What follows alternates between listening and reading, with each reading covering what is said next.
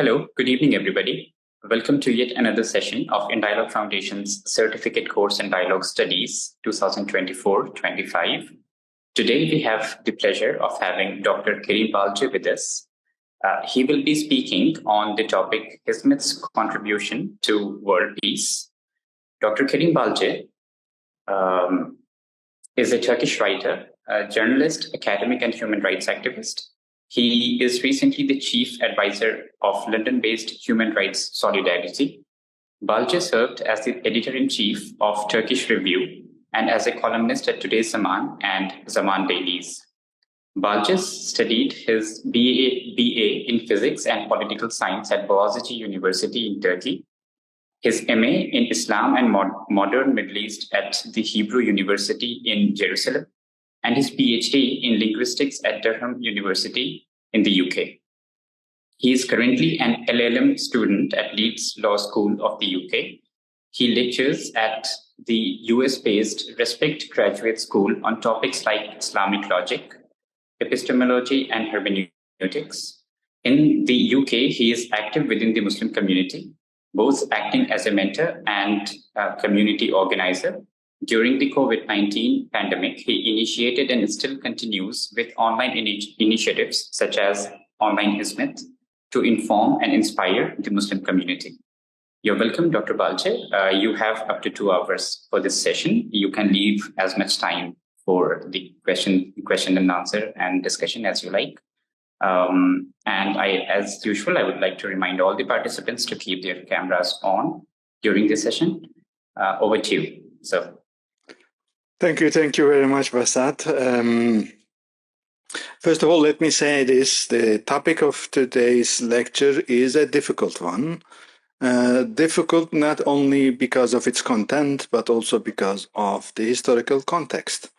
The context being colored with the war in the Middle East, recent changes in Syria, previous conflicts in places like Ukraine, in many sub-Saharan countries, and probable future conflicts in Asia-Pacific. So any kind of contribution to peace has this background of wars and conflicts all around the world, and it's not always easy to speak about peace initiatives. Well, it's not always easy to be peaceful in an atmosphere when all kinds of injustices, occasionally reaching to the level of genocide, is being perpetuated all around the world. My task today is to speak about the contribution of the Hizmet to universal peace, if you wish, or world peace. And I have, a lecture that will last about an hour, and then I will spare time for a Q&A session. Let me go over the topics that I'm going to speak. I think it is fit to have a picture of Fethullah Gülen, who recently passed, as a duty to his memory and the inheritance he left behind, that I believe will continue on enlightening the road of Hizmet people or affiliates of Hizmet institutions all around the world. I will be speaking about the theory of universal peace within Hizmet. I will read a few passages, not too many, which are exemplary of what Mr. Gülen has said about the duty of a Muslim in this era to work for universal peace. And then I'm going to deal with the practice. What did Hizmet do up until now about the establishment of a universal or global peace? Then I'm going to speak about a case study, which is a kind of test case for any peace builder.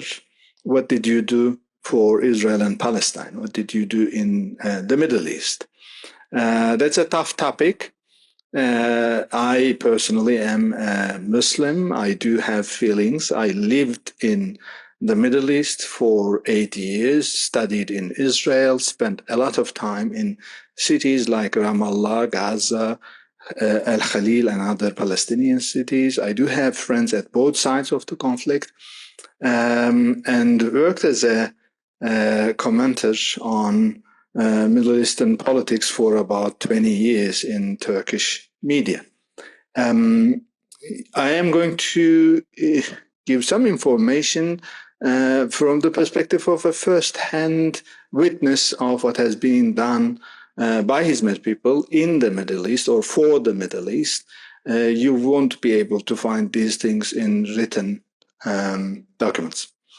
Then I'm going to move to Hizmet's own sincerity test, meaning how resilient Hizmet is towards radicalization. Many people, actually many Islamic movements had become radicalized only at the second generation of leadership, or only at after enduring and lengthened oppression.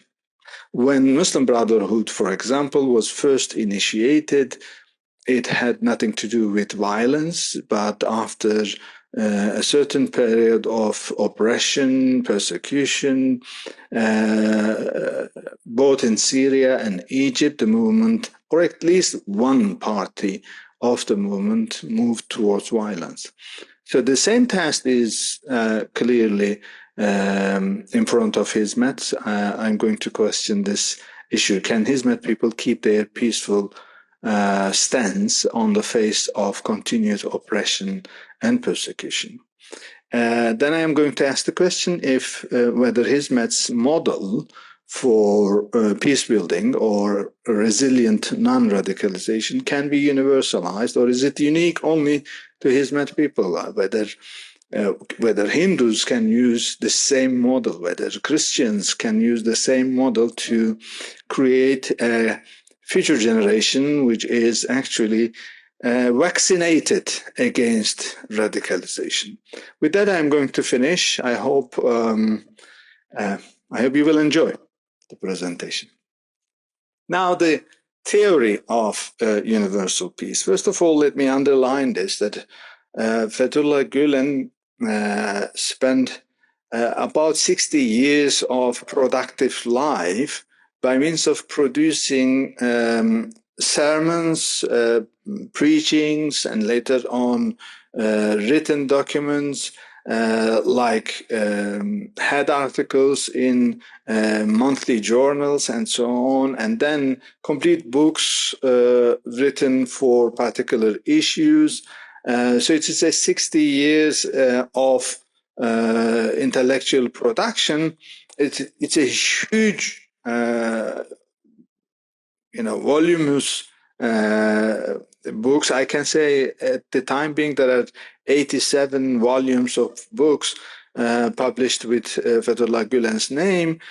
So it is a daunting task to select portions about peace building, trust building, and so on. So I'm not going to claim that I am doing justice to Fethullah Gülen. I chose three passages from various eras of his production, intellectual production. A fairly new one, for example, from Atlas of Ideas. Fethullah Gülen said this: "The ability of people on earth to live in peace and to establish a universal peace depends on their spreading the feelings of mercy and justice among themselves. Such a universal peace and tranquility can only be realized by people who have the idea of justice in their hearts, who have a sense of compassion in their hearts, and who believe that even a grain of barley that has been unjustly earned will be accounted for in the afterlife. I think humanity is still far from even being able to spell out such an issue or such a, coming of such a generation. In short, the world today is waiting for such a society of this caliber that will establish compassion and mercy on earth, which will change the miserable fate of humanity." The importance of this passage is, first of all, readiness of Gulen to speak about universal peace, almost a utopian idea, which actually does not exist in recent writings of Muslim intellectuals. Given the fact that we don't have even local peace in our own communities, in fact, in our own homes, any speech about universal peace, all around the world, sounds utopian. In fact, the human history has never seen something like that.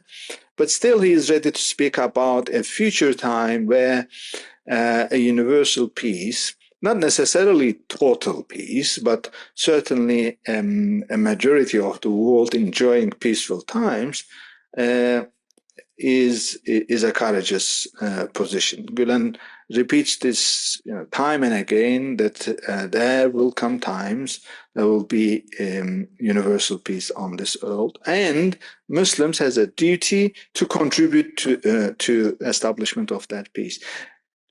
Gulen also is realist. This passage also says that although this almost utopian ideal being there, he himself is aware that we are far away from this, upbringing of such a generation. The most important part of this passage is that Gulen believes in human beings, in individuals. Gulen believes that all social problems are in fact human problems, and if we need a solution for our social problems, we need to turn back to the individual. Gulen, but the Enlightenment in the West, particularly modernity, has brought about the passing of the individual, in fact, as an agent of history, and nation states emerged as real agents of history, or systems emerged as agents of history.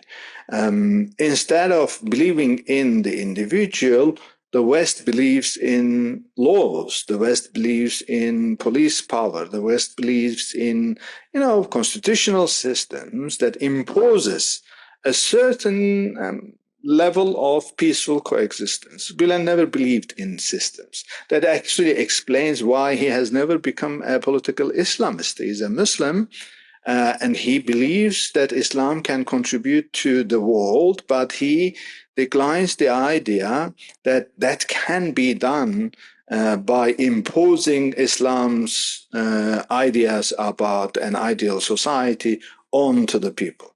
It has to be individuals that are convinced about the beauty of the message of Islam that came together and established the ideal society. So Gulen's idea for ideal society starts from ideal human beings.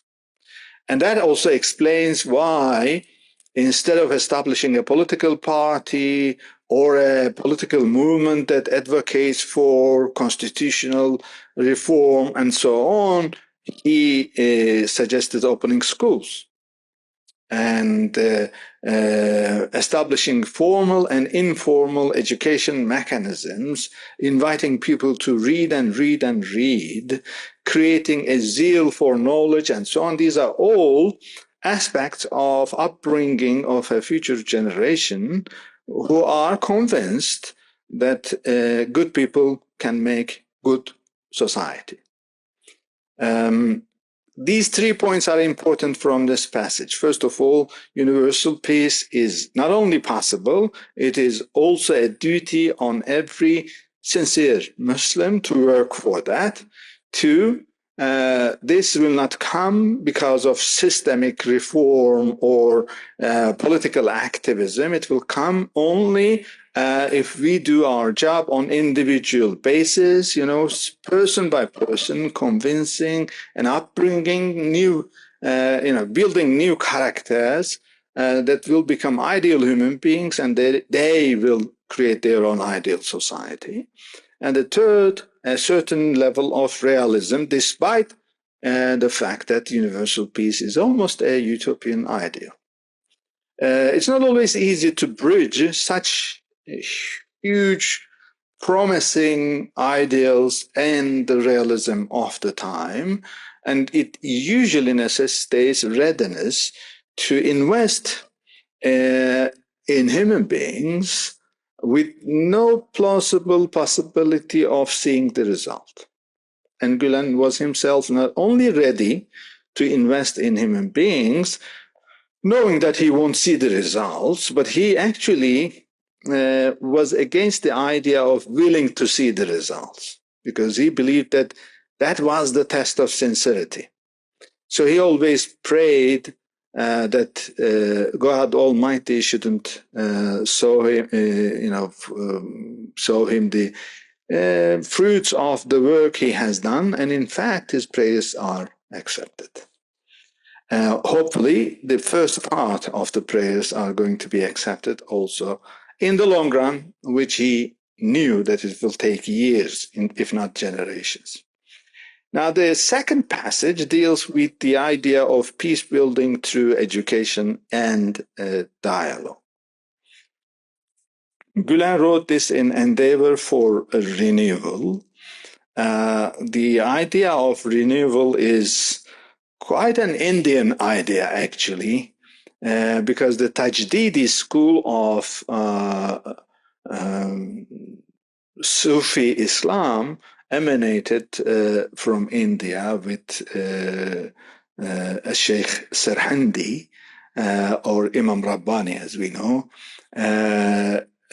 So Gülen is calling for a tajdid, a renewal, through education and dialogue. And this passage says it's very important to open up to the four corners of the world, or spread to the world, by calling dialogue, inviting people to dialogue, to reconcile the disgruntled nations with each other, to constantly strategize and develop tactics in this regard. In this regard, meaning to bridge build or trust build between conflicting nations, in order to prevent conflicts, wars, and turmoil that may arise. Today, the most important way to fight against conflict and disunity is through educational activities. In other words, you will raise individuals who are perfect in terms of human virtues and universal values such as peace, tolerance, and dialogue. In the previous passage, he mentioned mercy, compassion, and justice, adding on these. And then he says, in a way, this is a matter of reconciliation, and reconciliation on a global scale. Therefore, this issue, which has been dealt with on a micro level or locally up until now, must also be dealt with on an international scale. This is actually a future, goal that is put in front of Hizmet by Fethullah Gülen. He says, first of all, we are already involved in interfaith, intercultural dialogue, but this is not enough, because at this stage we are doing this at a micro level, meaning Hizmet people are engaged in interfaith, intercultural dialogue. They, come and visit their neighbors here in the United Kingdom. I know my wife has been distributing Christmas gifts to our neighbors, and then they're also responding. And soon the Holy 3 Months is going to come. I think next week is Hanukkah of the Jewish community. I'm sure they are going to be doing similar things with the Jewish community with whom they are in dialogue. But these are usually on local basis, neighborhood level interfaith dialogue activities. But Gülen is advocating or inviting the Hizmet people to strategize and develop tactics to reach to a global level or international level where the same principles, the same idea of education, peace building through education and peace building through dialogue can be utilized in a global scale, much larger scale, in order to solve conflicts between nations. So there is a future element.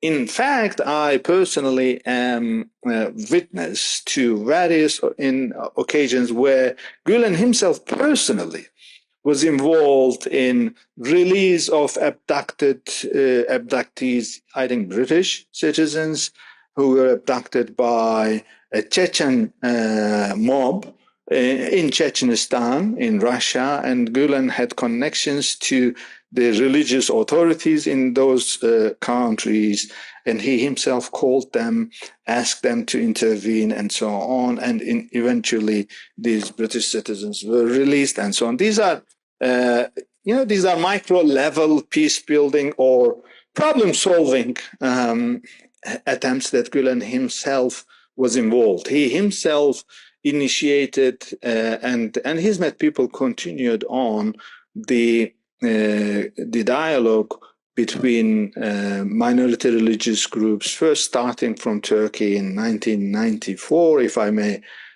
say. He personally had started this in 1960s when he was only at the age of 20s.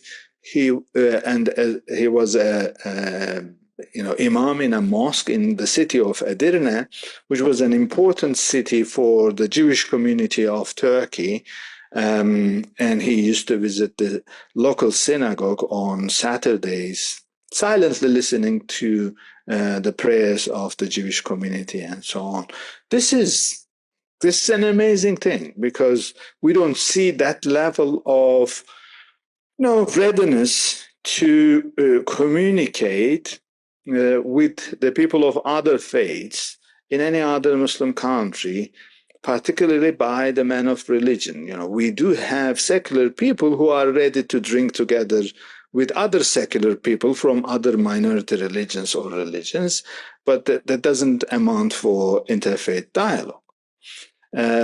Still, Gülen is a realist. He didn't invite his community to interfaith dialogue before maturing their thought about these issues. So it took more than 30 years for his followers to be, mature enough, ready enough to engage in interfaith dialogue with the Jewish, Christian, Assyrian, Yazidi communities of Turkey and the Middle East. Then later on, this interfaith dialogue moved to a global scale, and the interfaith dimension was diluted, and it became an intercultural, or if you wish, interontological, whatever the identity of the people, interontological level of dialogue. Last year, for example, in Finland, followers of Hizmet organized iftar dinners for the vegan society. And they, Muslims usually eat meat and dairy products, but only for that day they fasted with vegan food and invited vegan society to their iftar dinners. And I don't think vegans anywhere around the world has ever experienced such an invitation by a religious community who is not vegan at all. So it is no longer an interfaith dialogue issue. It is at all levels of human existence. So there is a certain level of growth, expansion in educational and dialogue activities of Hizmet.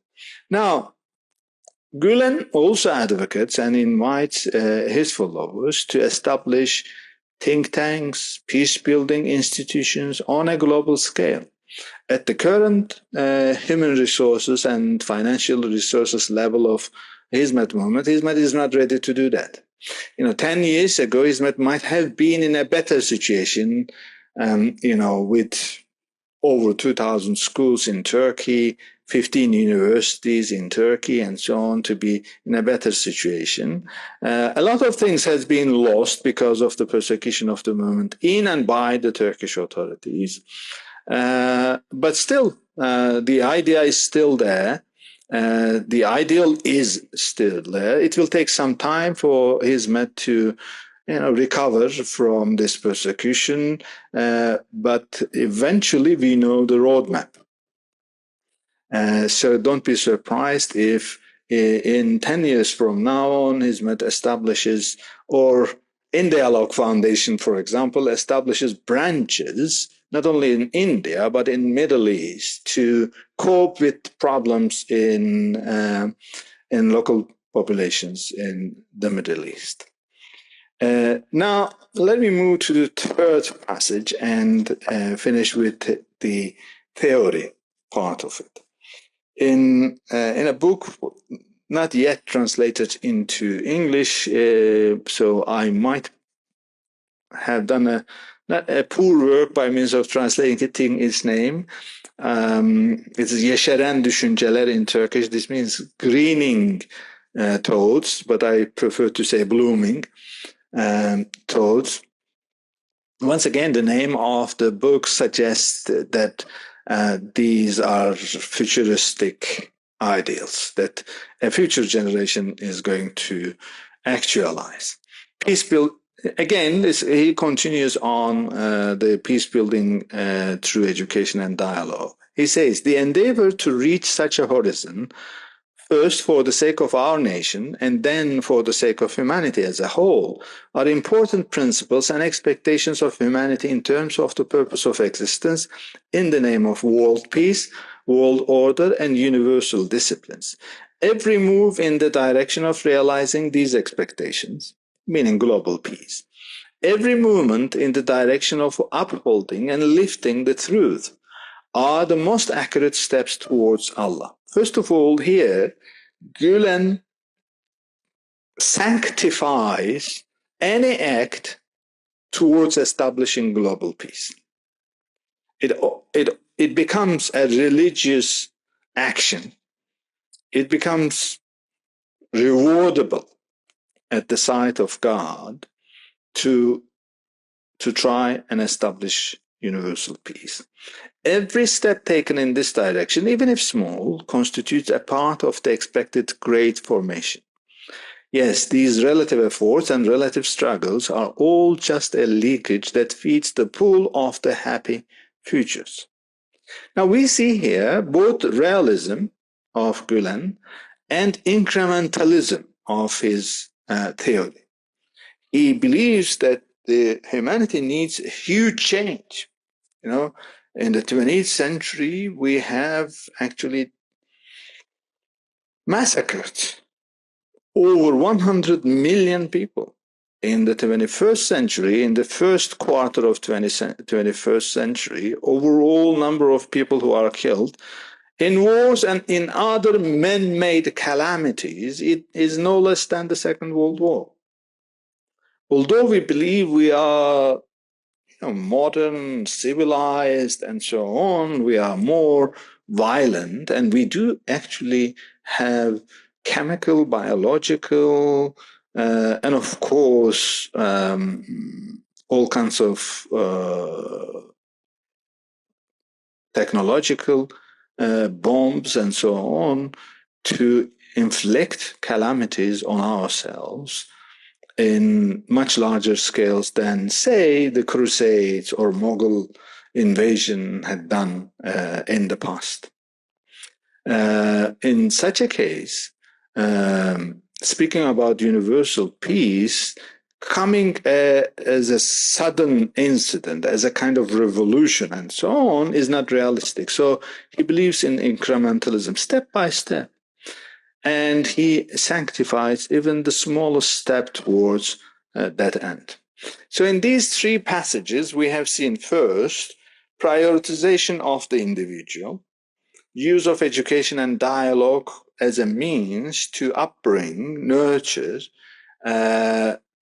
men of perfection, if you wish, or human beings of perfect characters who are going to build the ideal society. So prioritization of the individual over the system, the part over the whole, and then realism of the fact that we are far away from those aims, and then a certain level of incrementalism or step-by-step approach towards global peace. Now let us move to what has been done up until now. If Hizmet as a movement, not personally Gülen himself, is keeping by the ideals that were given to them.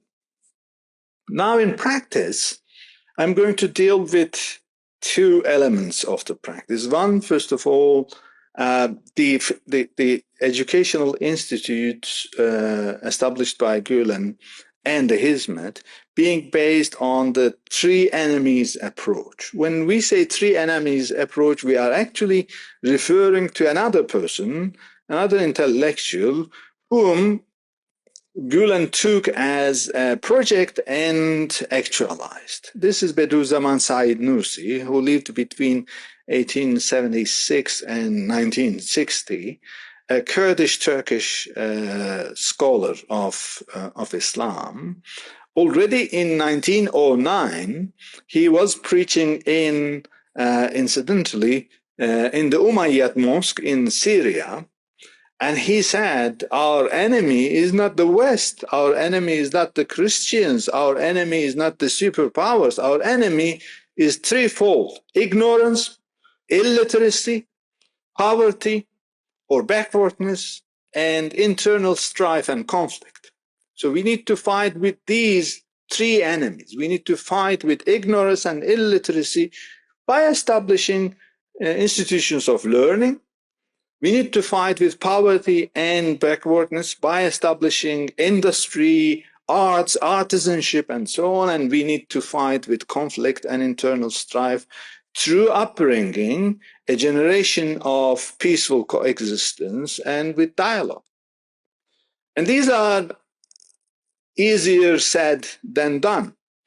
And although he said these in 1909, the incidents of the following years, collapse of the Ottoman Empire, establishment of a secular republic in Turkey, which completely demonized religion and Islam and cut off its ties with its Islamic roots and so on, and also persecuted Said Nursi and his students. He didn't have any chance to, turn his ideas into actual institutions. But Gülen had that luxury. And Hizmet actually is embodiment of this, if you wish, prescription. 3 illnesses and 3 solutions. With ignorance, Hizmet fought through various forms of formal and informal education institutions, like opening schools, prep schools, kindergartens at the formal side, and also opening weekly sohbet circles, meaning conversation circles where people come together and read books and discuss on issues, arranging nationwide reading contests and so on, campaigning for books, translating many books from Arabic, from Western languages to Turkish language, so that there will be a lot of available books to be read. I worked at Zaman daily newspaper at a time when other newspapers were promoting their newspaper sales through giving, TV, television sets or other gifts for their subscribers. Zaman newspaper gave only books.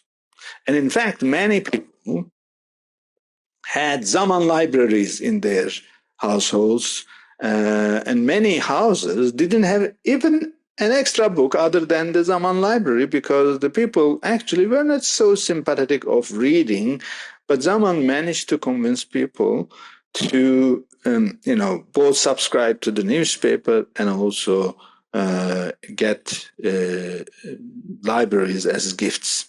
Many people did read those books, and it was a nationwide reading campaign, if you wish.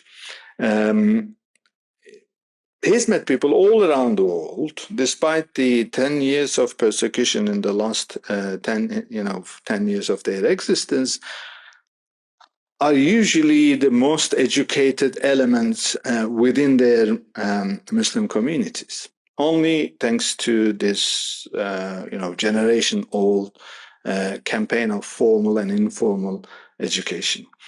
Hizmet fights with poverty and backwardness with a combination of education, a humanitarian aid, and also establishing business bridges between.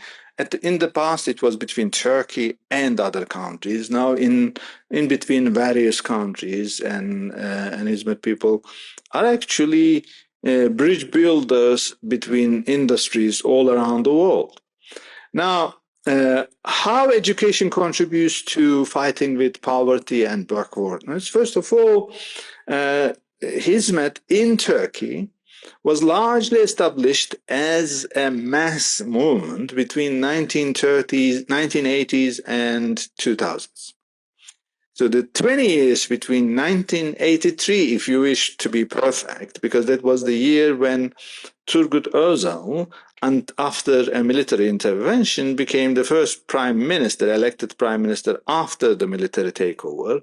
So it was the time of democratization, liberalization of Turkish economic policies, and mobility of both money, ideas, and human beings within Turkey. There started a huge urbanization in Turkey, which actually happened in the West in the late 19th century. But it happened in Turkey in late, 20th century. It started at 1983. To be precise, in 1983, 64% of Turkish population was living in villages. So Turkey was largely an agricultural society living in villages or rural areas.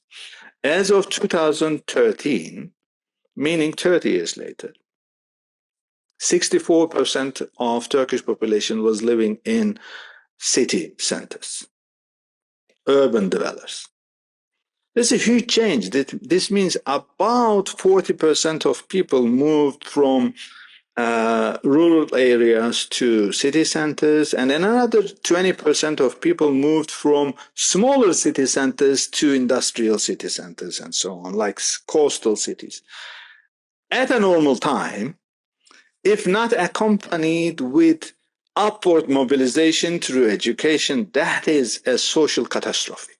Mobilize 60% of your population within the time span of 30 years, you will have mobs, gangsters all around the world. Cities will be divided into, safe havens for gangsters and so on. Police won't be able to enter many neighborhoods. And the newcomers from the rural areas will turn city centers into mega villages. Only through upward mobilization, through education, you can cope with such a problem. In fact, go back to the 19th century and read the annals of, urbanization in Birmingham. London was not the center of urbanization at that time. Go to Sheffield, Birmingham, and New York, of course. You will find the rise of mobs and so on at times of swift urbanization. It's a societal crisis of such mobility, the horizontal mobility or internal migration. If it is accompanied with upward mobilization, then suddenly it becomes a miraculous solution. By the way, this is the only solution to the horizontal mobilization that we are observing nowadays, not internally, but externally. Millions of people are mobilized, and by 2030s, we will start seeing climate crisis-induced immigration, which will become more than 50% of immigrants all around the world.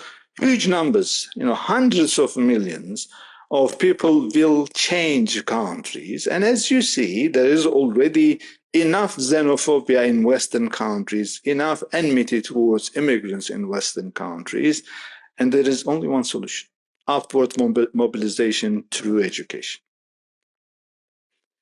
And Hizmet has actually accomplished that within Turkey. So it is a solution that worked once, and it has an immense potential to work in the global scale if given the chance. Now, fighting with conflict through, once again, education and through dialogue and through character formation. I will give you a simple example. It's an anecdotal example, and it's not a legitimate strategy of thinking about social problems, but it actually convinces. Professor Thomas Michel, has worked in countries like Indonesia, Philippines, Malaysia. He still lives in the region, and he led the interfaith work between the Catholic Church, he's a Jesuit monk, and the Muslim community in those countries. Later on, for some time, he worked in Vatican as the chair of interfaith activities between the Catholic Church and the Muslim world. And he is both a friend of Fethullah Gülen and an academic who has studied Fethullah Gülen's thought. He once was traveling in Philippines, and he was driving the car, and he suddenly came up with a school building in front of it, which read, something with a mention of peace school. And he said, peace school in Philippines where Christians and Muslims are massacring each other? What is this? So he couldn't stop, and he, rang the bell, entered, and he said, who are you and what are you doing here? What kind of a peace school you have established? And they said, we are Hizmet people from Turkey. We came here, established a school, and we are actually enrolling both Christian and Muslim students. Come in and see them playing together. And he said, are you joking with me? The fathers of these people are killing each other, these pupils, and you are telling me that the students are playing with each other? Well, actually, this is the story of Hizmet education institutions all around. I personally was involved in schools in Bosnia, for example, where Croatian, Serbian, Bosnian, and Albanian, Kosovan students went to the same school and managed to play together and learn together. Whereas there is a history of genocidal intent at the side of the Serbs and all kinds of conflicts between four communities that establishes the Bosnia and Herzegovina. Still, Bosnia is not yet a peaceful country. There are all kinds of systemic issues, but those schools produced enough people, lawyers, doctors, engineers, teachers, at all segments of society, from all religious groups, who are ready to speak to each other. That is contribution to world peace. It is a long, long intergenerational project, but that is the only solution.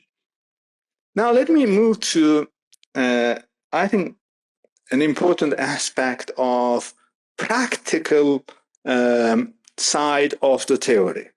It is philosophy of Fethullah Gülen's educational philosophy. It is philosophy, but it is a practical philosophy. And it is important. Why? First of all, Fethullah Gülen is not a reformist.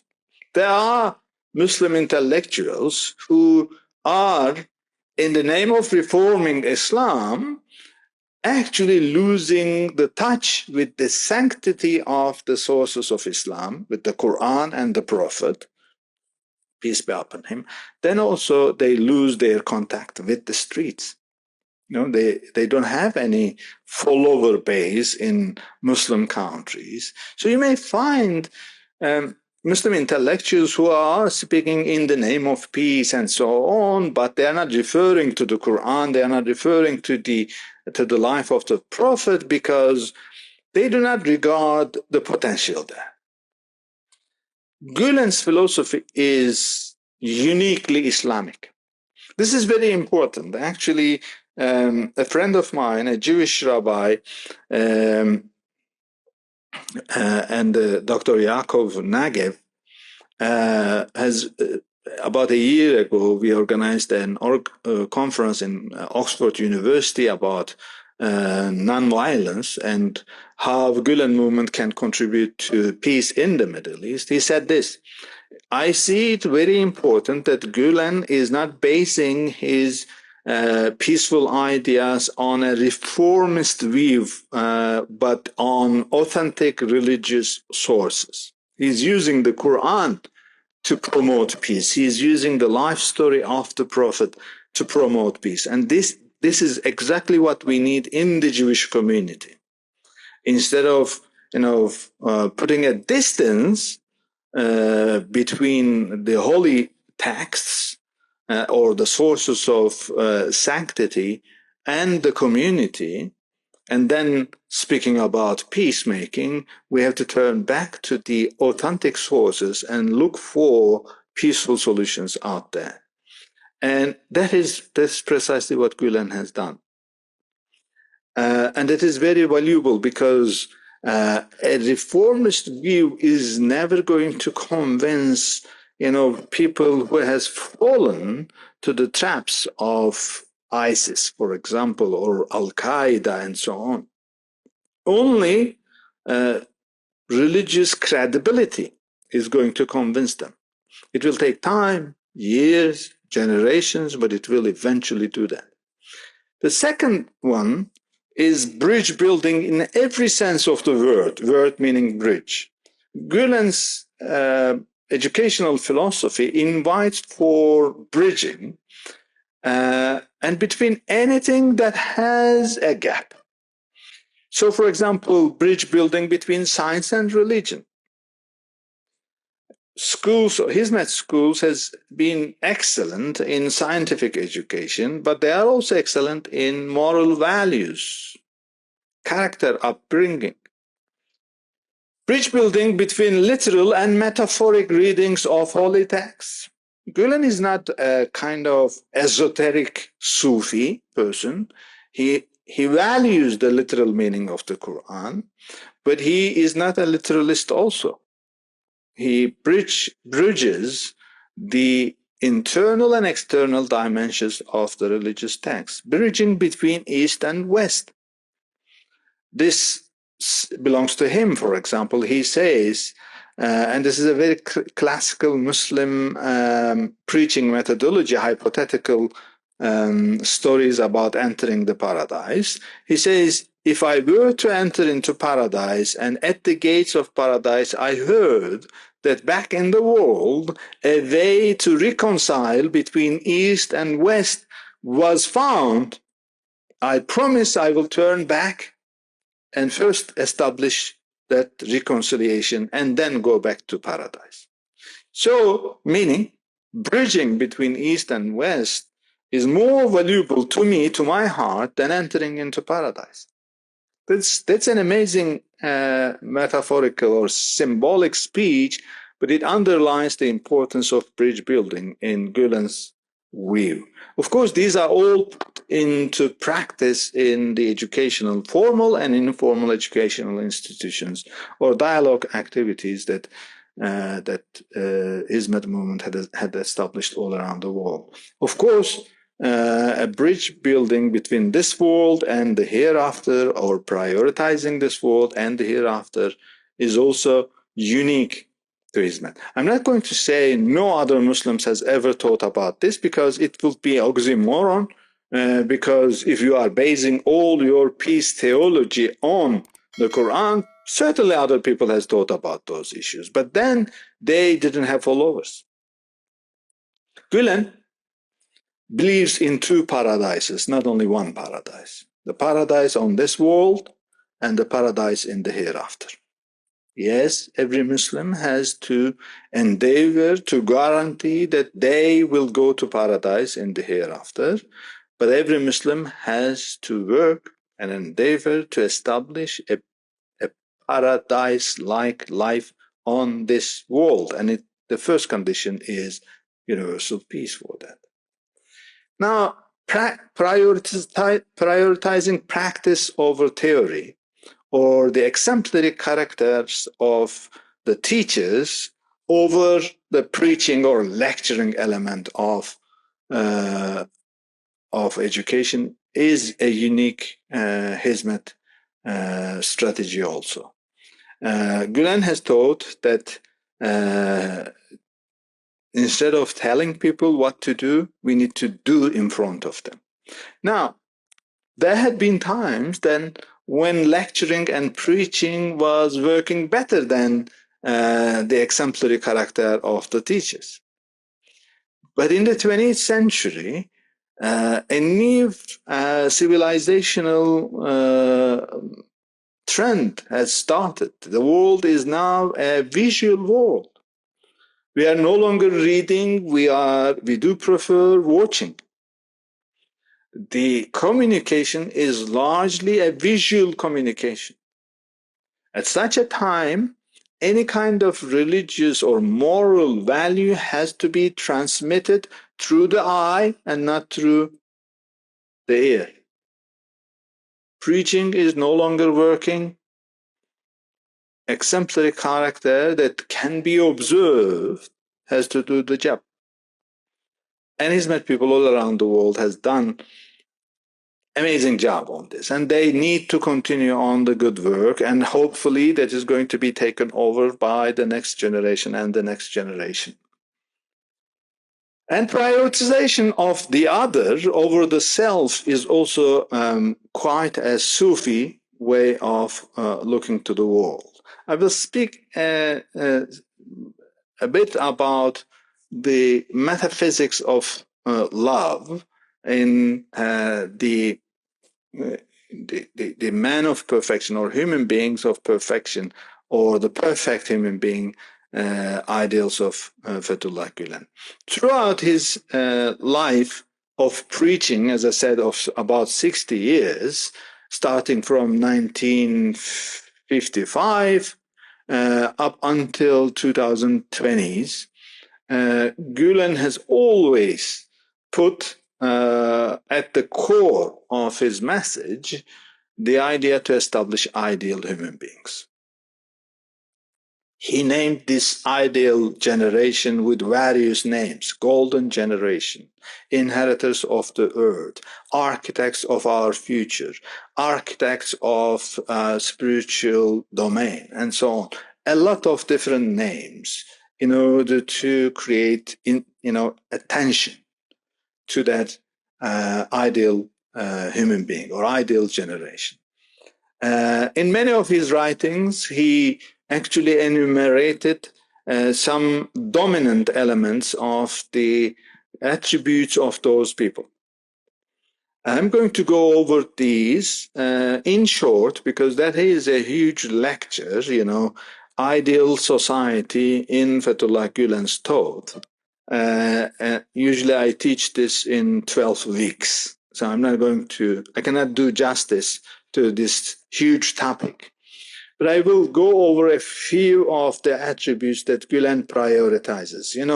He wanted that the future generation, the golden generation that is going to establish the global peace, has to attain certain characteristic traits that is going to help build the ideal society. The number one is sincere faith. So he believed that only through very strong and sincere faith in the existence of God and so on, that future generation can become an ideal generation. But he didn't deal with the classical elements of that sincere faith. He said, if you sincerely believe in God, you have to disseminate security and safety to your neighbors. This is a beautiful Arabic game which the Prophet himself played. The Prophet himself used the term mu'min, believer, and amniya, safety, coming from the same source, same Arabic root. And he said that al-mu'minu, the perfect believer, is the person, man salima nasa, is the person about whom the people feel safe and secure. So mu'min, the believer, has to disseminate feelings of safety and security to the people around them. We all know that, the term Muslim is no longer connoting a feeling of safety and security. That needs to change. That is quite this worldly, quite action-oriented understanding of belief. Number one, sincere belief. Number two, love and mercy. And Gülen invited the future generation to create a metaphysics of love. Now, this term is not new in Islam, or it shouldn't be new in the Hindu continent, because love is a universal topic, and metaphysics also.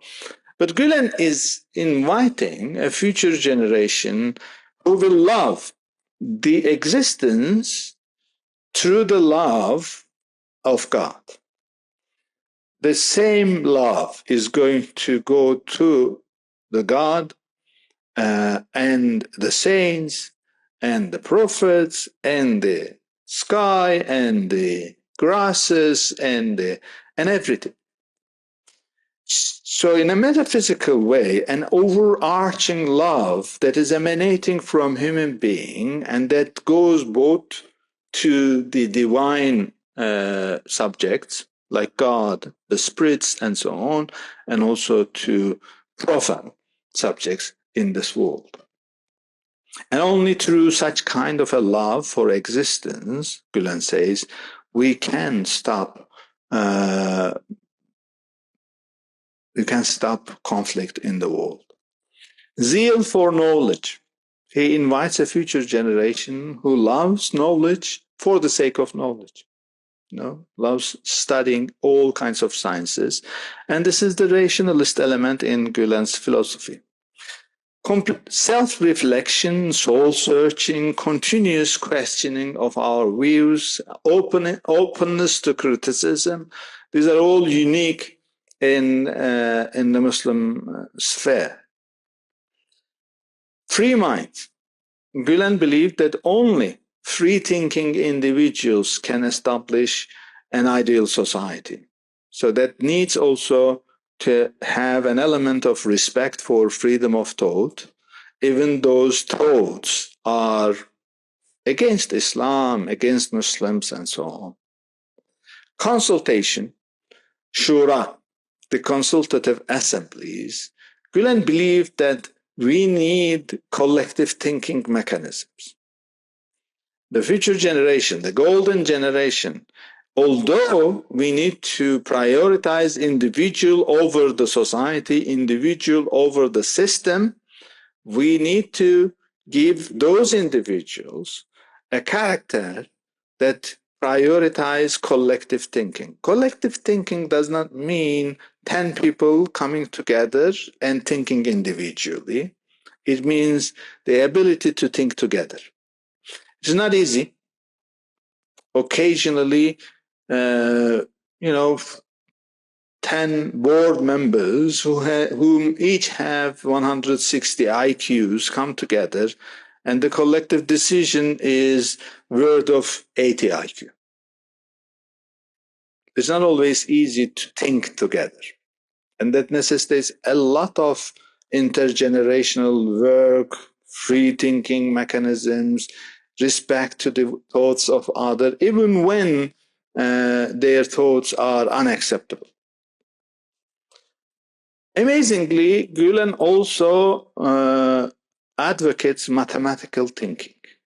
Now, mathematical thinking is largely seen as a Greek invention, but it is largely about abstraction. Reaching to universals through observing the particulars. I'm not going to enter into this.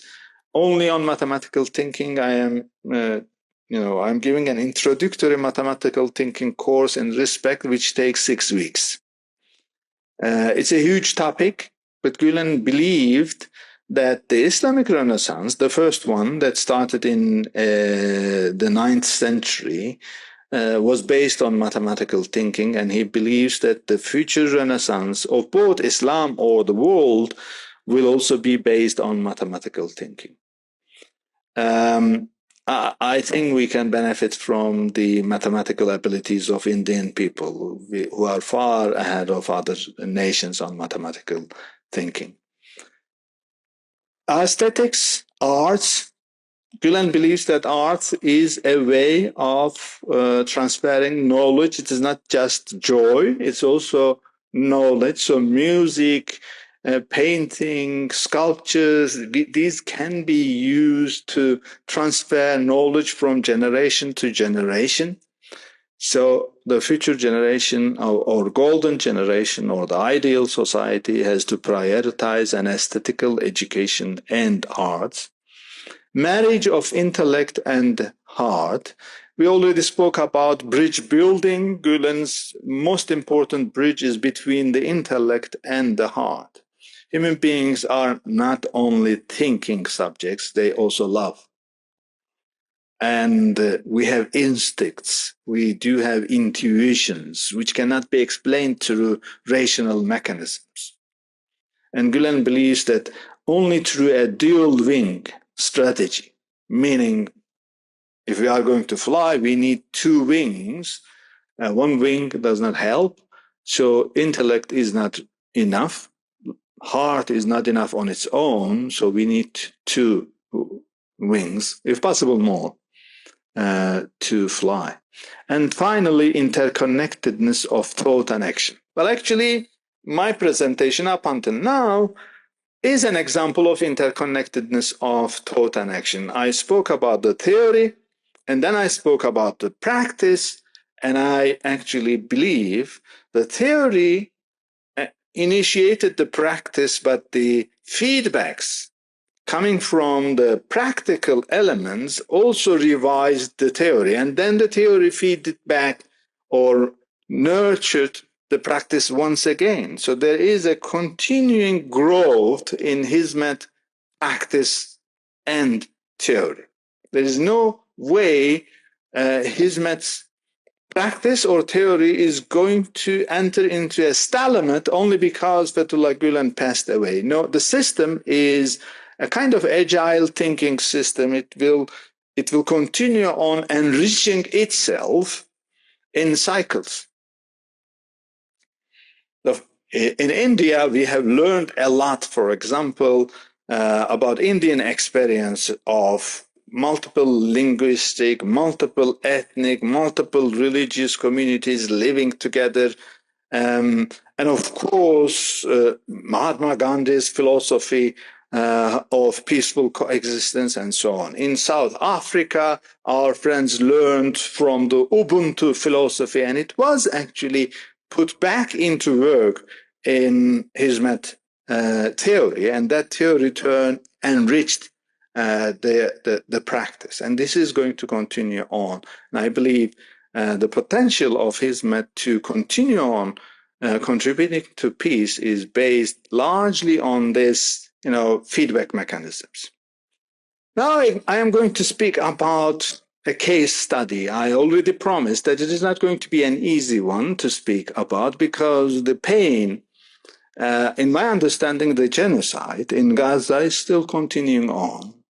And it's not easy to speak about peace building when occupation and persecution is continuing on. The sentimental element is blocking the rationalist thinking or idealist project making about peacemaking in the future. But many people do not realize that Hizmet actually has done a lot of things about Israel-Palestine, a possible peace in the Middle East. First of all, we should be realistic. There are limits to what Hizmet people can do with their limited capacities in human resources and with their limited financial capacities. So it's not just to question whether Hizmet has found a solution to Israeli-Palestinian struggle, to which 13 American presidents failed to find a solution.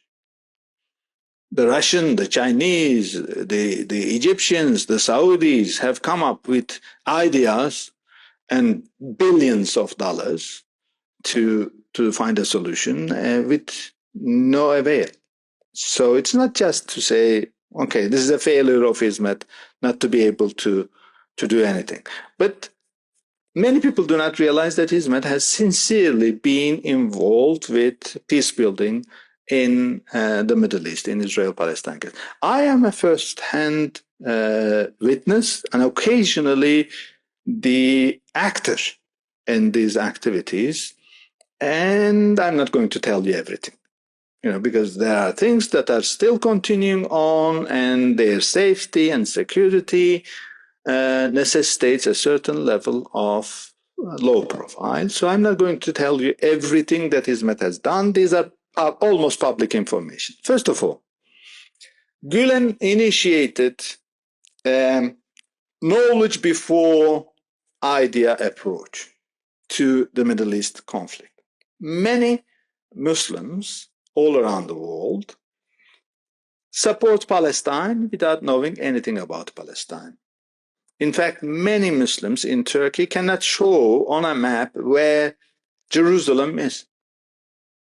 When I first went to Jerusalem in 1996, and I was studying in one of the best universities of Turkey, I had read a few books about Israeli-Palestinian conflict, but sometimes the peculiarities of life is not recorded on the pages of history, annals of history.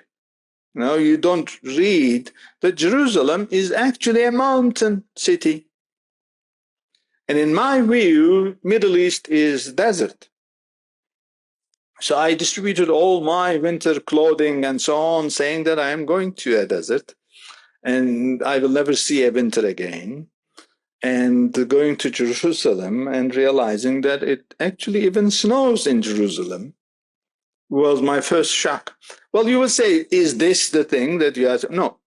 Many people have no idea about the historical dimensions of Israeli-Palestinian struggle. Some people who do criticize the Palestinians have come up with conspiratorial stories, historical stories, claiming that the Palestinians sold their lands to Israelis, or claiming that the Palestinians are collaborating with the Israeli occupation forces and so on, which with no particular knowledge. It is just conspiratory.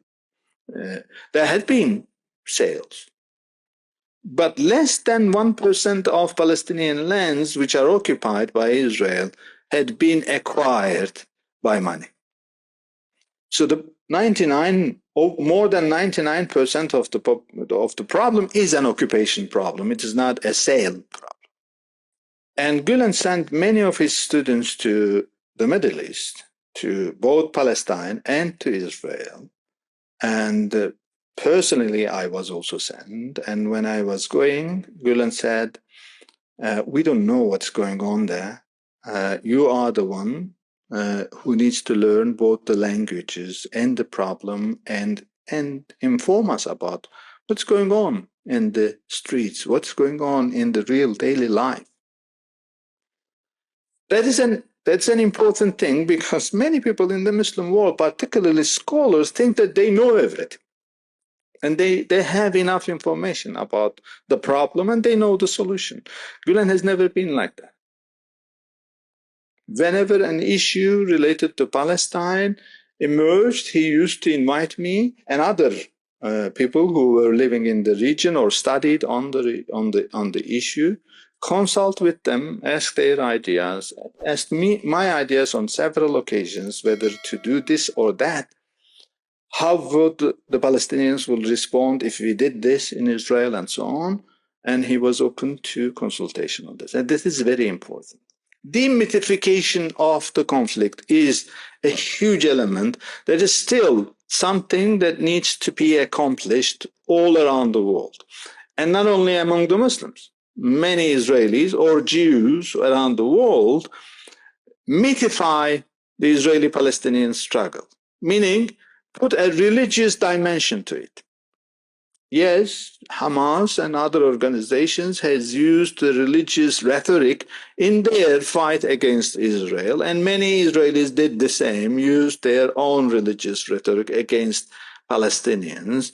The settlers movement, particularly the ultra-Orthodox religious settlers movement, is actually utilizing the idea of promised land and so on in order to claim their right on the Palestinian lands. Gulen, on the other hand, said that the war in the Middle East is accidental. This is a philosophical term. Accidental, meaning it is there only because Israel is there and Palestine is there. There is no religious dimension to that war. It is a territorial war. It is a war, but it is a territorial war.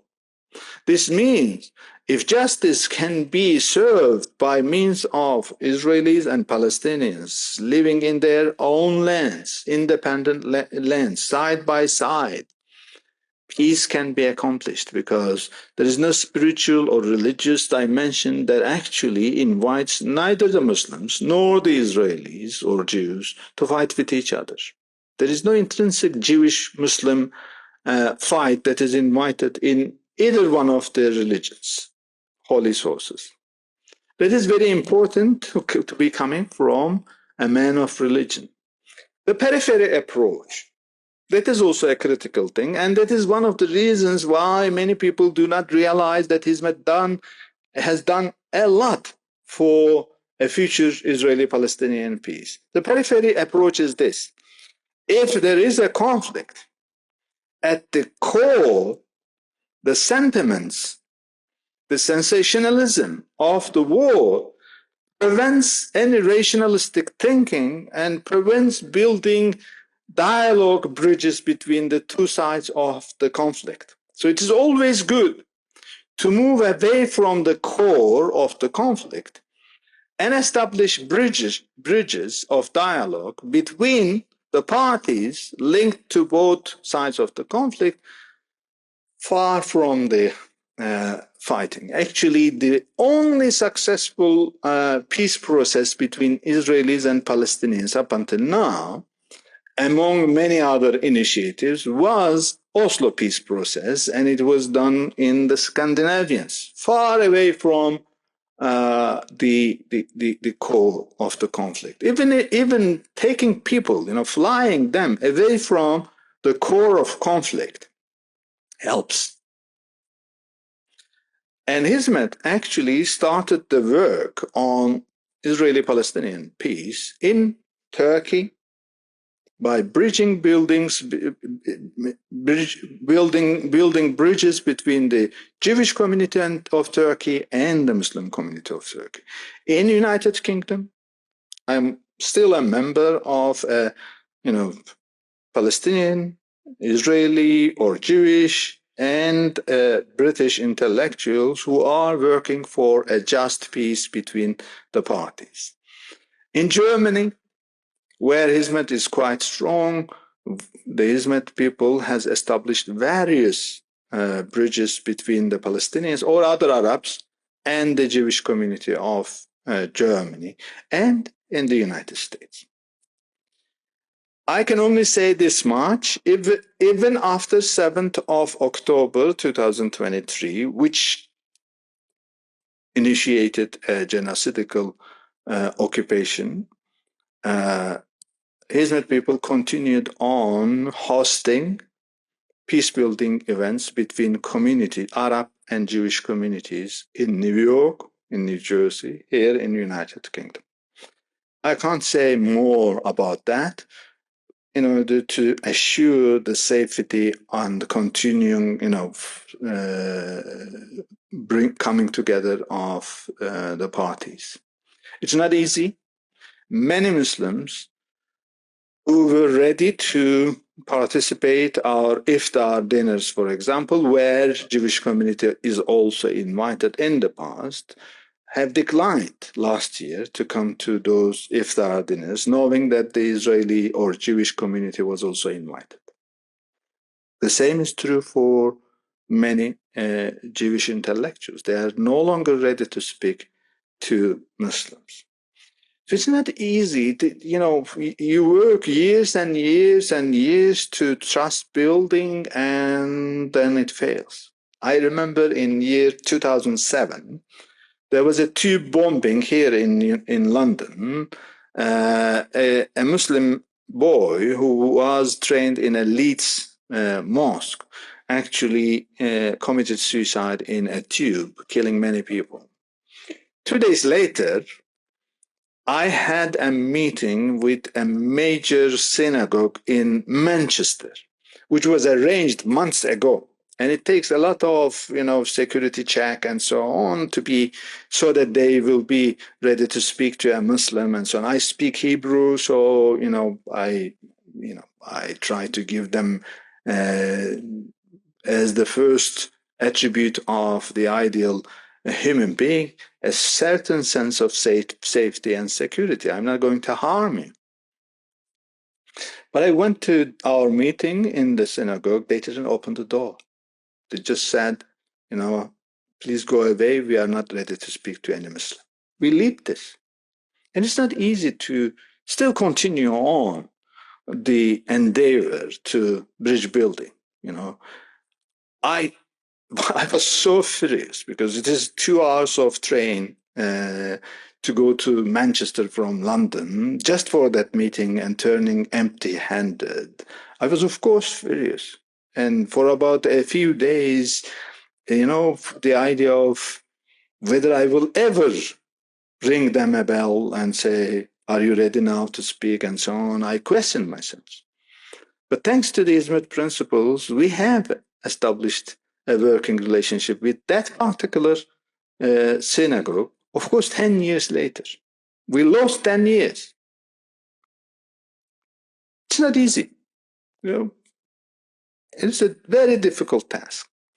Now, direct dialogue. Gülen himself spoke to the chief rabbi of Israel, the mufti of Jerusalem. I personally was a go-between between both persons and Fethullah Gülen, particularly in 1996, 1997, and later years, in order to look for possible solutions or easing solutions.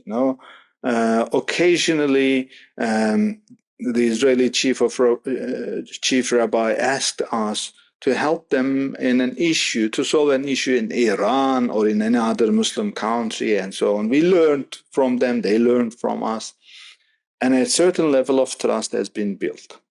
And both sides knew that I was actually speaking both to the chief rabbi and to the mufti, and I was also involved in prayer for peace in front of the Western Wall, where Palestinian youngsters were also joining. I was not alone, of course. There were other actors that were bringing people together and so on. Amazing things we have done in the past, and those links have not been lost. Rereading of our history. Many critics of Islam from the Jewish perspective, when they read the Quran, when they read the life story of the Prophet, they cherry pick the anti-Jewish elements and they say that Islam is radically anti-Jewish. Okay? But you can employ the same cherry picking strategy for saying the opposite. And Gülen has actually used a clever strategy of rereading the history and contextualizing of the verses and the historical events and saying that, okay, there was a war between Jews and Muslims in the past, between the city of Medina and Khaybar. But this was not between Muslims and Jews. This was between Muslims living in Medina and Jews living in Khaybar, and that had its own, mercantile reasons, trade route control reasons, and so on. It was an interest-based war. It was not about religion. That is very important. And we have learned from the Jewish side also that there had been rabbis who looked at Islam as the only alternative of spreading a religious monotheism to the world, because Judaism is antithetic to the idea of other people becoming Jewish. So it is not a missionary religion, whereas Islam is. And yet they want everybody to believe in one God. There is no solution other than Islam for that Jewish ideal. You know, if you want everybody to believe in monotheistic faith, but you don't want them to become Jewish, there's only one solution. Ask people to become Muslims. And the first time I had heard this from Rabbi Froyman, the rabbi of the Israeli parliament, I was shocked. And I said, how on earth, I have never read about these issues and so on.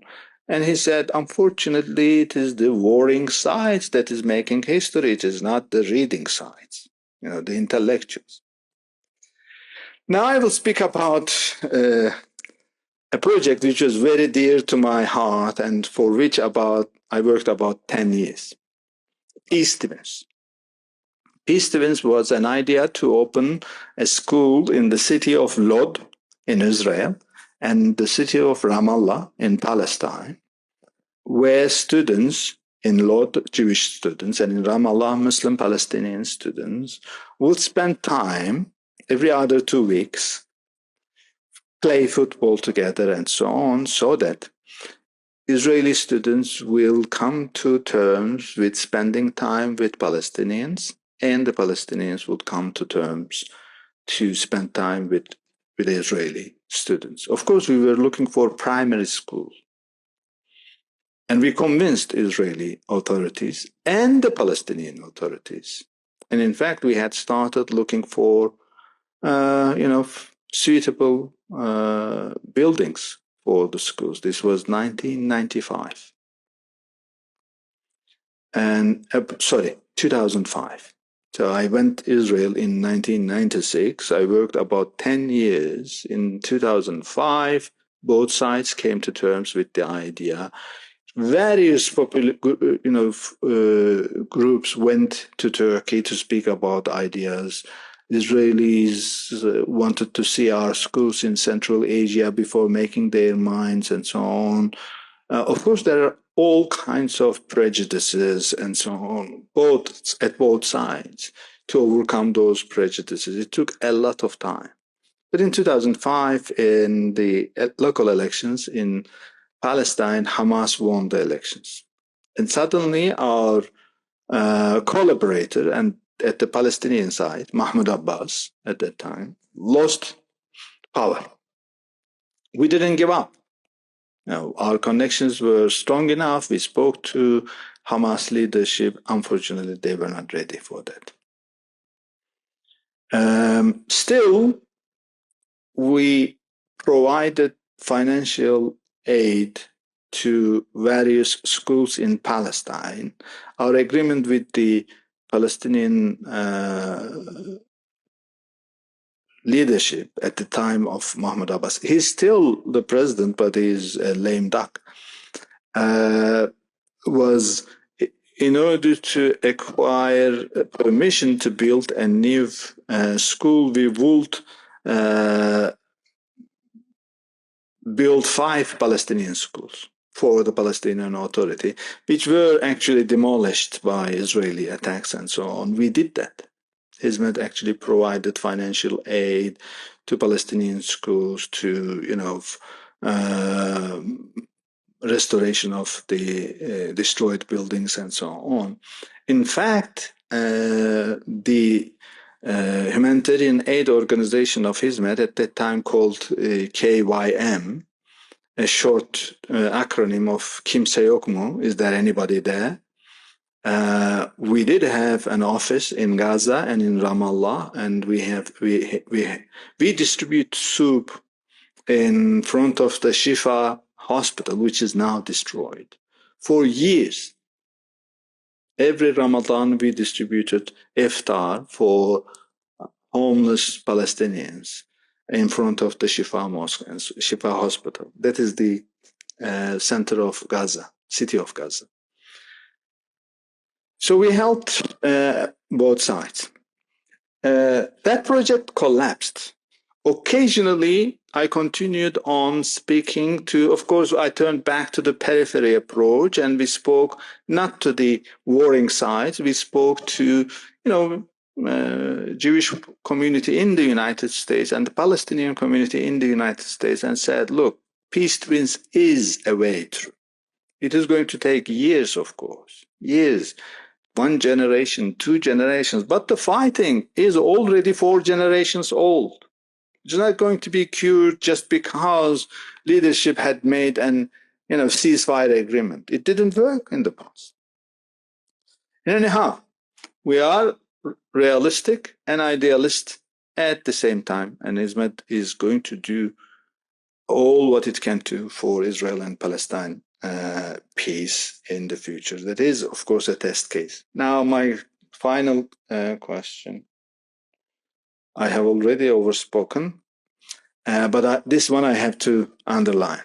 This actually is an article. I'm going to send this PDF to Behzad, and it's an open access article. You can download it, and I strongly encourage you to read the article. This was an article that came out as a result of a collaboration between British and American universities on non-radicalization. Well, the term non-radicalization is a neologism. Actually, security studies knows radicalization, counter-radicalization, de-radicalization, but they don't know non-radicalization. What is non-radicalization? Non-radicalization is the resilience of a population towards radicalization. Whatever you do, you cannot radicalize them. Now, security studies has established that there are pull and push forces that actually invite radicalization. And these intellectuals has realized that despite the fact that Hizmet people has been persecuted for the last almost 10 years, because, well, it is more than 10 years now, it started in 2013, of course, gained scale after the coup attempt of 2016, but the persecution is already older than 10 years. And the security studies has established an understanding that if pull and push factors are existent, no community can resist to the call of radicalization. But Hizmet is an anomaly. Hizmet people are non-radicalizable. You cannot radicalize them, whatever you do. And the article, in short, says that there are 3 main pull factors: human rights violations, torture, and rape, and all kinds of things, all happened to Hizmet people. Forced migration, exile. More than 150,000 people had to leave Turkey in the last 10 years, fleeing the country, looking for asylum in Western countries, and so on. Losing jobs. 1 million people lost their positions in Turkey. And push factors, demonization. Well, actually, we have heard all kinds of denigrating, defamating, witch hunting vocabulary used about Hizmet people, discrimination and stigmatization. In fact, it's almost illegal to even suggest that not all Hizmet people are evil in Turkey. So all push and pull factors are at their maximum power on Hizmet, but we see no case of any violence emanating from Hizmet people anywhere in the world. That needs an explanation, because the security studies have its own model, and the model is not working for Hizmet. So these 4 people these four people studied on the idea that can we find a way to globalize what is unique to Hizmet instead of working on de-radicalizing people or establishing counter-radical content production and so on. Maybe we can take whatever in Hizmet, whatever is preventing the radicalization of Hizmet and use it for vaccinating other communities that are open to radicalization. Now they found these four elements that seems to be critical in the resilience of Hizmet people. First of all, the Hizmet doctrine. And the Hizmet doctrine I have already spoken about all the way through Hoca Efendi's or Gülen's on philosophy. Religious beliefs, which gives a lot of resilience to Hizmet people, like, this is the fate, so we need to be, accepting our fate, or that we are being tested divinely, so we need to win over this test. Personality traits, but those personality traits are largely established by the Hizmet doctrine also because these people passed through the socialization and education mechanisms of Hizmet. So belief in non-violence, legitimacy of the means, pacifism, and altruism, or prioritizing the interests of the others on your own interest. These are all results of years of Hizmet education. And then human and social capital. This is actually the support mechanisms that Hizmet has established. So if you leave people who has been tortured, tormented, their wives or daughters killed, raped, and so on, these people, if they were left alone, this post-traumatic syndrome would create all kinds of potential violent terrorists. And Hizmet has been working immensely. A lot of Hizmet's financial and human capacity is being used to prevent radicalization. To bonding, bridging, and linking people who have passed through these tormenting experiences. All kinds of psychological support mechanisms, financial support mechanisms, trying to help people to abide by the Hizmet doctrine. Amazing work has been succeeded, and I'm sure 10 years from now on, there will be a lot of scientific studies about what has been done to prevent radicalization among Hizmet people. Now, the result of the study is this. The Hizmet doctrine and the character formation, sorry for the typo there, character formation through education is universalizable. We can actually take these issues. These are, although the doctrine is taken from Islam and the Quran, they're not against universal values. We can actually universalize this doctrine. We don't need to call it Hizmet doctrine even, but we can actually, through education and dialogue, teach people, Muslim or non-Muslim, to prioritize others over oneself, to prioritize individual over the society or the system, to be altruistic, to believe in global peace, to believe that working for a global peace is a venerable act, sanctity of that endeavor, and so on. This can be universal belief.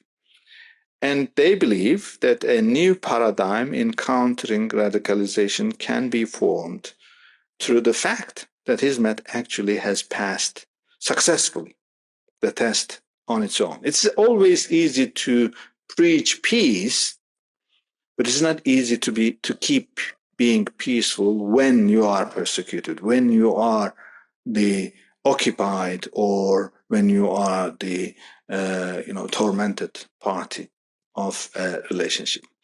Okay, thank you very much for your patience. I hope I was not too boring. I am ready to spend the last 22 minutes. Yeah, we have 23 more minutes, yes, for 2 hours. Yes, we do.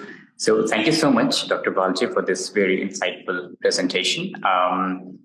This issue about Hizmet's role in Israel-Palestine conflict has become a frequently asked question these days. So a lot of people ask what Hizmet is doing, talks about dialogue, talks about peace building, and that's the part of the world that really needs it very badly. So what Hizmet is doing. So I think a lot of us are hearing about these details for the first time, and listening to these from yourself is very important, because you have been very integral part of such projects.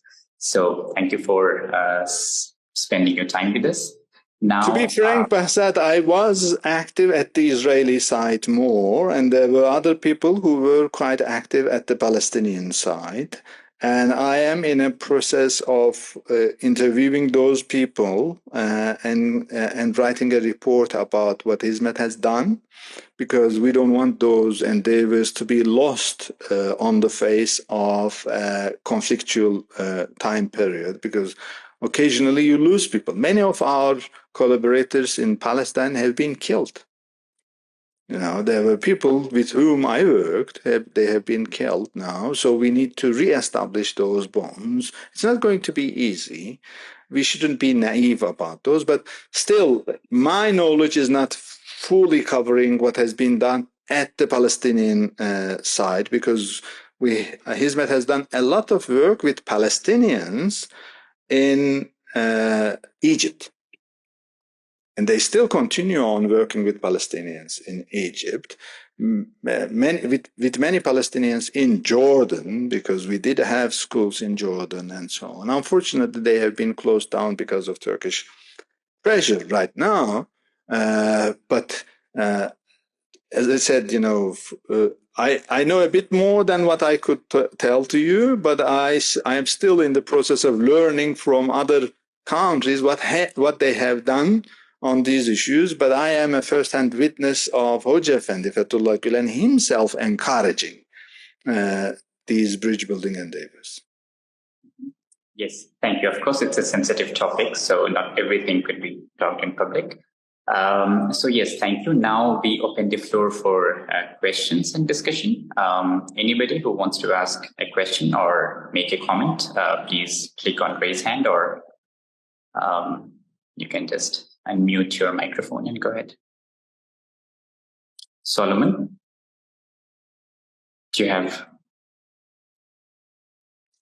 Yes, go ahead. No, I want to ask maybe a naive question in a way. How the founder, a great personality, Mr. Gülen, was considered as a dissident and contender for power, rather than a personality embodying peace. At the end of his life, he was in United States. I maybe I have not read sufficiently, maybe I don't know the thing, but this question was there in the first presentation itself. I was trying to find out exactly whether was there some contradiction between his standing for peace and working for peace and completely devoting oneself and contented for political power. I don't know the whole political setting to have but whether it's this is one area. And number two, you have already pointed out some of the areas, is how through his movement he was able to, in a way, counter the fundamentalists and the radicals. Thank you very much for two difficult questions. First of all, the first question, I'm not promising a complete answer that will convince everybody, but I am promising a sincere answer, whatever I feel about those issues. It has two dimensions. First of all, the first dimension, Gülen is not the only man of peace, which was persecuted in Turkey and which was demonized as if he was trying to, topple down the government and change the system to Sharia and so on. One perplexing reality is the persecution of the Hizmet movement came when there was an Islamic government in Turkey. That is perplexing many people. People think that the fight is between President Erdogan and his party and Mr. Gülen and his Hizmet movement. This is completely wrong. This is a misreading of what is going on in Turkey. The persecution of Hizmet and Gülen movement is a continuation of the persecution of Said Nursi and his Nurcu movement at the hands of ultra-secular, I would say, French colonial secularists, or if you wish to use a term by Professor Ahmet Kuru, assertive secularists. There are various forms of secularism. The Anglo-American secularism or Indian secularism, for example, up until very recently, is secularism where state stands in equal closeness to all religious denominations. And the state is not governed by any religious identity. And this is actually the position of Hizmet. But there is also a French colonial secularism where state replaces religion, state intervenes into the religious dimension, and state actually imposes how and where you can live your religiosity. Like, for example, in French schools, you won't see any headscarf to Muslim girl or any Christian boy having a cross on them. So religion is completely excluded from public sphere in French colonial system. And that French colonial secularism has done a lot of persecution in Algeria, for example, in Tunis in the past, and the same was done in Turkey. Many very peaceful Sufi leaders were executed by Turkish courts of independence, who claimed that these people were trying to topple down the secular regime of Mustafa Kemal Atatürk and they were trying to establish Sharia and so on. The idea that people are trying to establish Sharia is on its own an oxymoronic idea. Sharia is a divine knowledge. You cannot establish Sharia or you cannot unestablish Sharia. It is divine knowledge. This is the Quran. The knowledge is there. You can establish Islamic rule, but this is a human-made thing. Saudi Arabia claims it is Islamically ruled. And Iraq claims the same. They are completely different from each other. Iran says it's an Islamic republic. Afghanistan says it is an Islamic country. I don't believe either one of them are Islamic. But the point is, it is a man-made thing.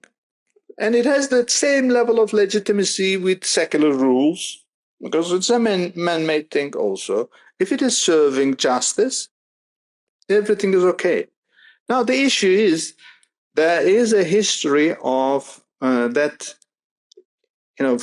French colonial secularist element persecuting religious groups in Turkey, and the persecution of Hizmet is only one final, I hope final, or one further stage in that continuous, when it started during the Ottomans, not only the Republican era.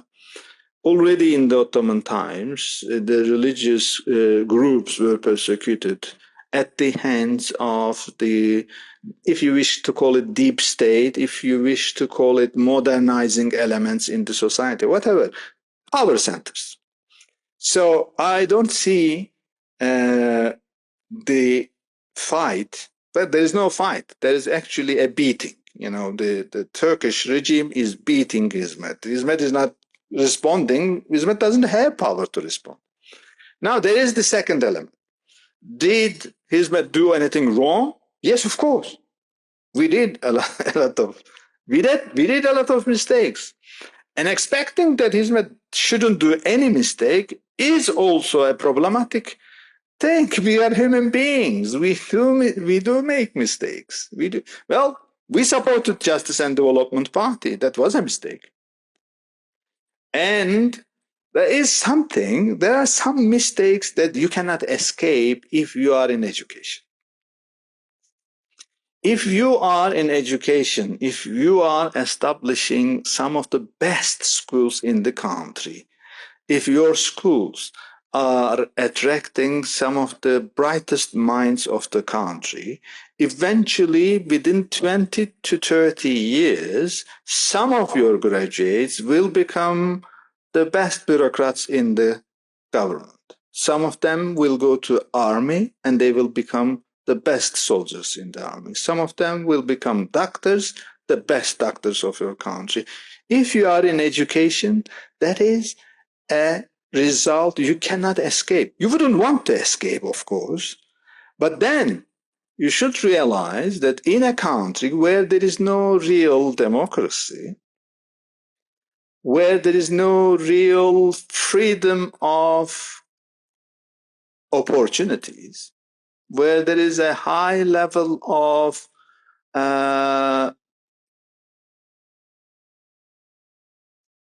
cadre making to your relatives or to your like-minded people, such a success is going to create a lot of enmity. And Hizmet failed to realize that. That is a mistake that we need to live by and we need to work on. And we had to realize that being so good in education comes eventually in a generation, comes with a certain level of enmity. I'm living in the United Kingdom. Labour Party is in governance, and Labour Party hates independent schools, and Labour Party hates Oxbridge graduates. Why? Because they think that rich families are sending their children to the best schools. Independent schools are the best, and those independent school graduates are going to Oxford and Cambridge, and then the graduates of Oxford and Cambridge are becoming the main source of civic service, and those people are actually in governance. Even if you win the election, you have to work with the bureaucracy, the civic services. So Labour Party, I am sending my daughter to an independent school, believing that that is the best school around, paying a lot of money for that, and hoping that one day my daughter is going to be an influential person in the United Kingdom and do her good job. But Labour Party has imposed all kinds of taxes and so on independent schools, and eventually some of the independent schools are going to be closed down. And the government is pushing on Oxbridge and Oxford and Cambridge to put a quota to the graduates of independent schools. Well, that is going to create all kinds of frictions in the society. So it's not unique to Turkey. It's not unique to Turkey. But as a failure on the account of Hizmet, I think Hizmet had to foresee that eventually that is going to create frictions. And in fact, I might say, in defense of Fethullah Gülen, he actually begged the movement to move out of Turkey. Not totally, but more people to go out of Turkey. If Hizmet was more diluted by means of the graduates of those best schools sent to, if we had, instead of one Behzad, 100 Behzads in India, for example, which wouldn't change things in India in the sense that they will be seen as a threat, but then we wouldn't have that level of grudge and enmity in Turkey. This you have to understand. The persecution in Turkey is saying this. Gülen was trying to topple down the government and establish Sharia state. Okay? Now that actually gives way who is propagating against the Gülen movement. Of course, of course, Erdogan cannot be against Sharia state. This is all his cause, okay? So this is not coming from Erdogan. Erdogan has made a peace agreement with the ultra-secular elements in the Turkish governance. Yes, Hizmet has made mistakes. I personally made mistakes. Of course, I'm a human being, you know. And actually, freedom of expression is needed when you make mistakes. Okay, if you don't make mistake, you don't need freedom of expression. So I do accept that Hizmet made mistakes. The crucial question is Hizmet learning from its mistakes? That is a crucial question. And I think in the next generation, Hizmet has to deal with those issues. At the time of persecution, it is not easy to speak about mistakes. You know, we still have 26,000 people in Turkish jails. It's not easy to speak about the mistakes that were done by those people when they are persecuted. Okay, so it will take some time of soul searching and so on. But Hizmet is mature. It is already a mature organization. I am sure they are going to, you know, to solve that problem. That is, as I said, you know, I do not claim that this answer is going to be all convincing. And in fact, even if we agree on the cause of the persecution, this doesn't help end the persecution. You know, unfortunately, there are powers beyond the reach of Hizmet or pro-Hizmet people in Turkey. So the time is going to solve the problem. And one more thing, maybe Hizmet people should have spared some more human resources to tell its own, victimization to the world. Maybe we could have done better in the sense that we could have told to the world that this is not a fight between Erdogan and Gülen. This is not a fight between two versions of Islamism. Okay, that is one element. Of course, Hizmet is I am going to use a European Christian term. It's a grand church.